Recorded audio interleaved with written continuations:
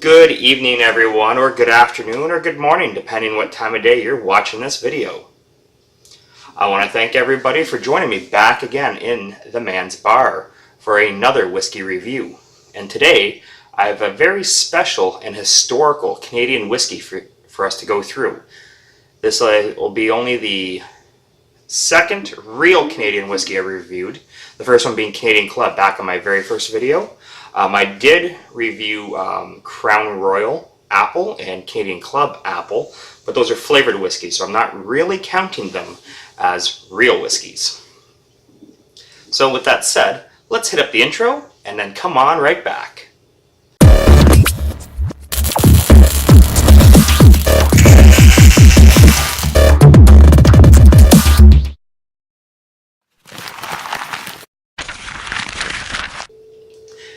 And we're back from the intro. Now, if you've been watching my channel for a while and haven't yet subscribed, please hit that subscribe button down below. And ding the bell icon so YouTube will send you notifications when I post new videos. And don't be shy. You can follow me on Instagram, Twitter, and Facebook. That way you'll get updates and pictures and behind the scenes content when I post new stuff. Now, with that housekeeping out of the way, let's reveal tonight's whiskey. Crown Royal, which if you're watching in the US, you should know that this is the #1 selling Canadian whiskey in the US. Now, Crown Royal started in 1939 when King George was the first reigning British monarch to visit Canada. Now, here's a fun fact. The King or Queen of England, when they're in England, that's who they are. But when they set foot in Canada, they become the King or Queen of Canada. When they're back overseas in England, they are represented here by the Governor General. Now, with that said, Crown Royal was available exclusively in Canada until 1964 when they started selling this in the US. It is a Diageo brand and was picked up in 2000 when Seagram's dissolved. One of the things you'll notice about Canadian whiskeys is that nowhere on the bottle does it say it's a rye, but in Canada, we call all of our Canadian whiskeys ryes because they do contain a certain amount of rye and they go for that rye flavor. Now, with that out of the way, let's hit up this tasting.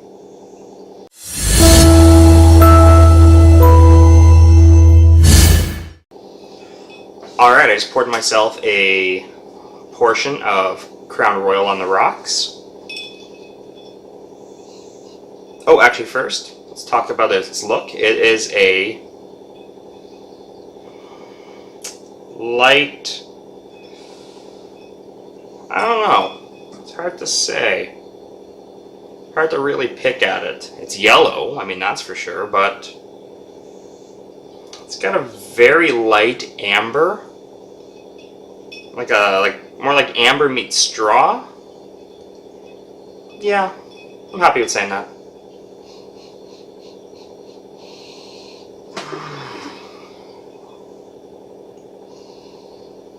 It's got a pleasing smell. A little light honey in the smell.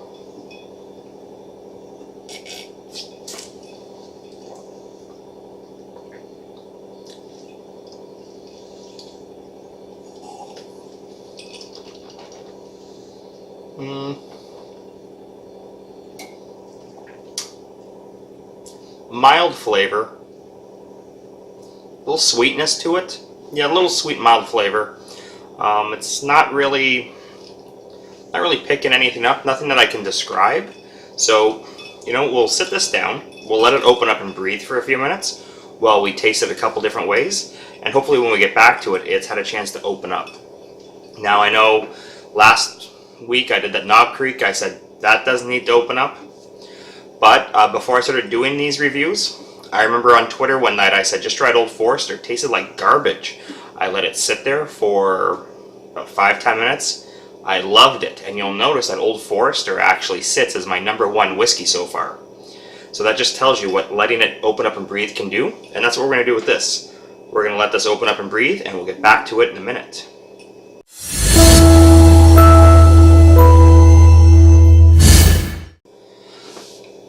Alright, I just mixed it up with some Coke, and this is a drink that tons of college guys who think they know anything about whiskey order, a Crown and Coke.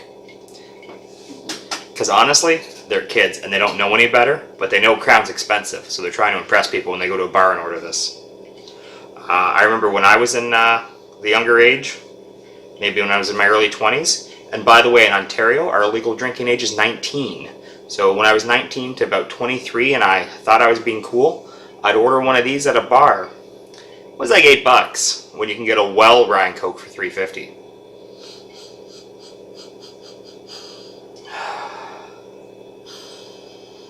Caramel. I'm getting a strong caramel smell.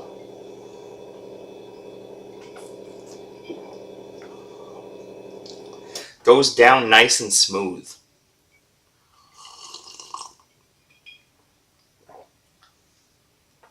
This is a dangerous combination because it goes down so smooth. It basically just tastes like slightly spiked pop. This goes down so smooth that you could easily get carried away with this. It gives the pop a little deeper. Yeah, it makes it just a little deeper in taste. It brings out some richness. It's like when you put a little bit of salt on your food and it brings out that flavor. That's what the Crown's doing with the pop. It's making it pop in my mouth. No pun intended. All right, let's move on to our cocktail round.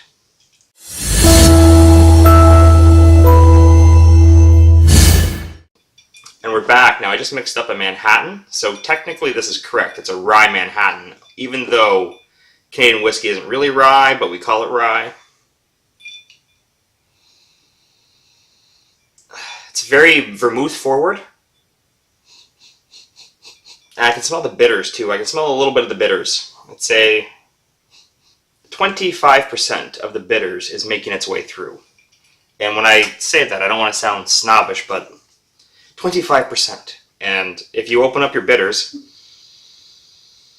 take a good waft of that, so you know what I'm talking about, and then you sniff this, you're getting about a quarter of the smell is coming from there, and the rest of it is, I'd say 90% of the rest is coming from the vermouth, with a little bit just being the whiskey.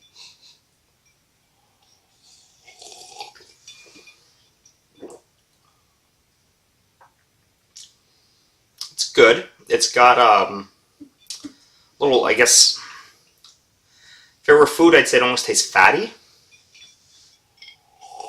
And that just has to be some of the oils from the whiskey making its way up there, maybe even from the vermouth. And it's got so there's a lack of astringency. There's no pain going down either. It's not burning. It's not unpleasant, but it just tastes a little, I don't know, fatty or round. And I get like a bubble of vermouth in there at the back, the straight vermouth flavor. It's definitely not bad, but it's not one of my favorite Manhattans. I'd rank it somewhere right in the middle. It's like the purgatory of Manhattans. It's okay that you had one. You'll have another one, but you're not really going to write home about it and say how awesome it was. You're not going to complain about it either. You're just going to drink it. So, now that's out of the way. Let's go back to this now that it's opened up and half my ice is gone. So, smell hasn't really changed much, but let's see the flavor.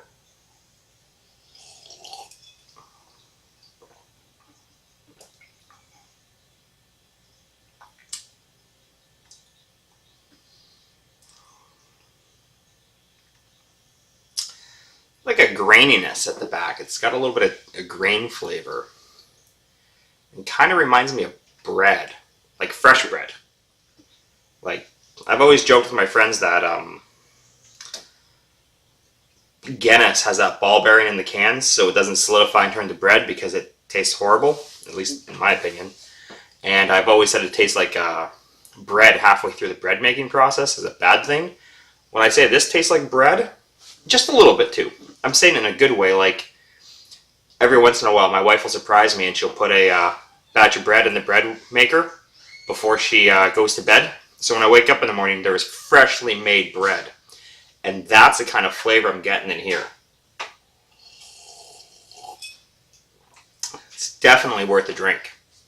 All right, so we're going to move on to the scorecard and then the conclusion. All right, so here we have the scorecard. We've got Crown Royal coming in at number 4, and to be honest, I was a little surprised after I added up the individual scores here. And let's see what we had. We have a 6.5 out of 10 on the rocks. It's pretty middle of the road, a little better than middle of the road, I would say. It's not quite premium, but it's definitely nothing bad. I gave it an 8 out of 10 as a pop mixer, which is a 4-way tie between Old Forester, Woodford Reserve, Crown Royal, and the Jack Daniels for the number 1 spot. And I gave it a 6.5 out of 10 as a cocktail, tying it with Canadian Club, Bullet Bourbon, and Woodford Reserve, all at 6.5. So this actually gives it a clean 7 out of 10 for its score, putting it right at 4th place, just below Chevette and just above Bullet Bourbon. And I guess coming in 7 out of 10, it's no reason why this is the number 1 selling Canadian whiskey in the United States.